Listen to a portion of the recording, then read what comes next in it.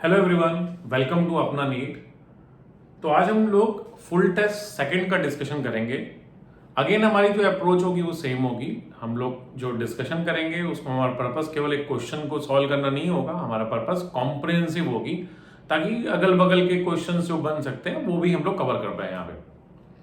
तो स्टार्ट करते हैं क्वेश्चन नंबर 1 से। If the mass m, acceleration a, velocity v are taken as the base quantity, then dimensional formula of energy।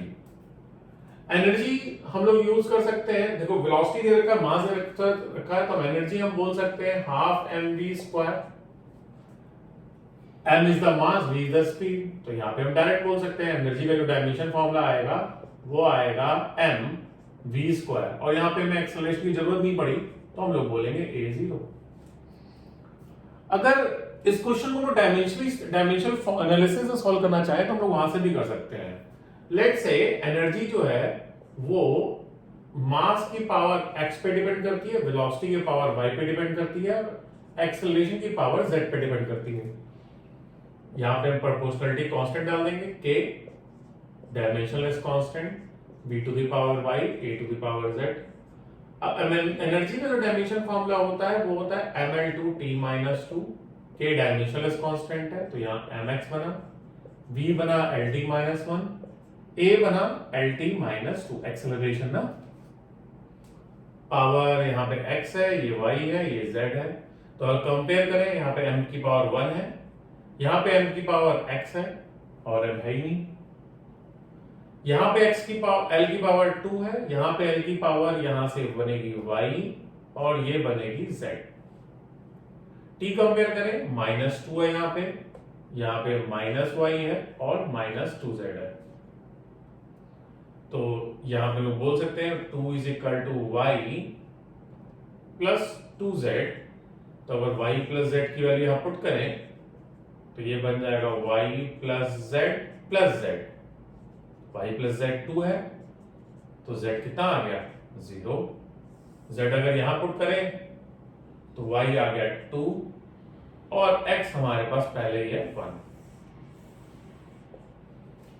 ये थोड़ा method लंबा है, इससे बेटर होता कि हम लोग इस तरह से अप्रोच कर लेते, क्योंकि एनर्जी का टाइम डायरेक्टली हमें फॉर्मूला पता है। एनर्जी कोई चाहे तो काइनेटिक एनर्जी लिखो चाहे पोटेंशियल एनर्जी लिखो। अगर हम काइनेटिक एनर्जी फॉर्म में लिखें तो half m v square is the best method. अगला क्वेश्चन आते हैं। अगला क्वेश्चन बस सेम टाइप ऑफ क्वेश्चन हम लोगों ने FT1 में भी देखा था, परसेंटेज एरर का।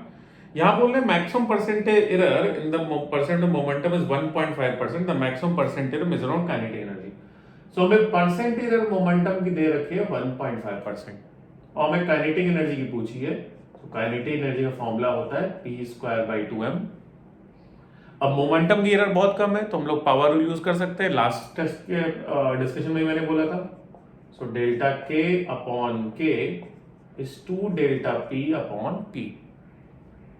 अगर हम 100 से मल्टीप्लाई करें दोनों तरफ तो ये बन जाएगी percentage in momentum that is 1.5 और ये बन जाएगी percentage error in kinetic energy. So answer आ गया 3%। अगले क्वेश्चन पे आते हैं, क्वेश्चन नंबर 3। अच्छा क्वेश्चन है। यहां पे हमें दो वेक्टर दे रखे हैं a और b, then the component of a along b और उसका मैग्नीट्यूड पूछा है। तो अगर मान लीजिए अगर वेक्टर a है, ये वेक्टर b है, हमें पूछा है कंपोनेंट या projection of a on b, तो हमें ये लेंथ पूछी है बेसिकली। अगर इस एंगल को थीटा बोलते हैं तो ये जो लेंथ बनेगी वो बनेगी a cos theta. Projection of A on B, that will be A cos theta.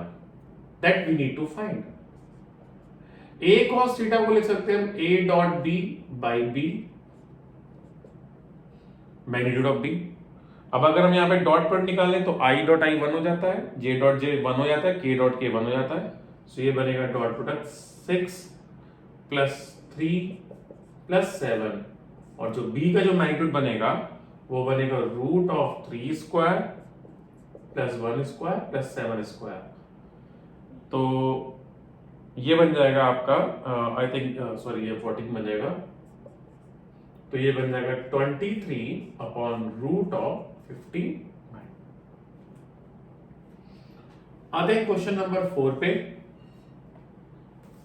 A car moving on a straight path travels half the distance, let's say car total travel करती है s, तो half travel करी with speed of 20, that is s/2 travel, then remaining s/2 वो travel जो कर रही है वो ट्रेवल कर रही है 40 से,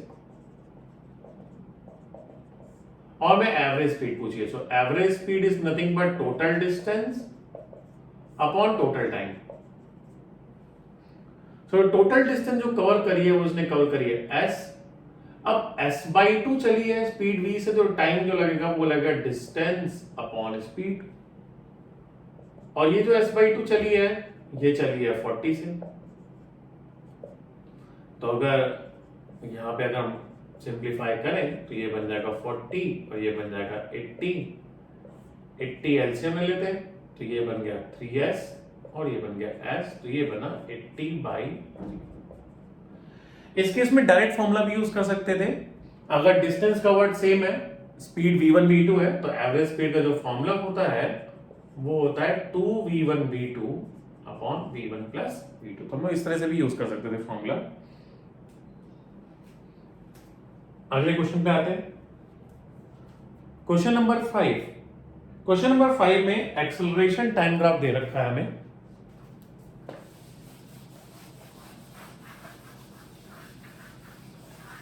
और बोला है if object start from less than maximum speed. तो यहां पे कुछ ग्राफ को हमको पता होना चाहिए, जैसे 3 स्टैंडर्ड ग्राफ होते हैं, displacement time, velocity time and acceleration time, और 2 पैरामीटर हमेशा इंपॉर्टेंट होते हैं, स्लोप और एरिया। अगर हम डिस्प्लेसमेंट टाइम ग्राफ के स्लोप की बात करें तो ये देता है वेलोसिटी, इंस्टेंटेनियस वेलोसिटी, और एरिया इसका नथिंग। वेलोसिटी टाइम ग्राफ का स्लोप देता है हमारा एक्सेलरेशन, एरिया देता है हमें डिस्प्लेसमेंट। एक्सेलरेशन टाइम ग्राफ का slope rate of change of acceleration, that is not a standard quantity, और एरिया देता है इसका चेंज इन वेलोसिटी। ये ग्राफ के काइनेमेटिक्स के 3 ग्राफ के पैरामीटर्स हैं, ये याद रखने पड़ते हैं। अब बोल रहे हैं मैक्सिमम स्पीड, तो हमें एक्सेलरेशन टाइम ग्राफ दे रखा है, अगर हम इसका एरिया निकाल दें तो हमें चेंज इन वेलोसिटी मिल जाएगा, और एरिया तो कंटीन्यूअसली बढ़ता जा रहा है, graph above the x axis है ओनली। तो अगर इसका टोटल एरिया निकालें तो लेफ्ट साइड का एरिया बनेगा 2 into 8 that is 16, right side का एरिया बन जाएगा मिडिल वाला 10, और राइट साइड ट्रायंगल है दैट इज 12 into 2 बेस 2 का है, तो ये एरिया बन जाएगा आपका 12 का, ट्रायंगल है ना 1/2 करना पड़ेगा, that is change in velocity, that is velocity at 5 minus velocity at 0। तो ये जो आ जाएगा 16 12 और 28 28 10 38, that is velocity at 5, velocity at 0 was 0, so velocity at 5 कितनी आ गई 38 मीटर पर सेकंड। तो ये पैरामीटर्स याद रखना पड़ेगा कि किन 3 स्टैंडर्ड पैरामीटर्स हैं, displacement time, velocity time, acceleration time, और इनके एरिया और इनके स्लोप क्या देते हैं हमें थोड़ा ध्यान रखना पड़ेगा।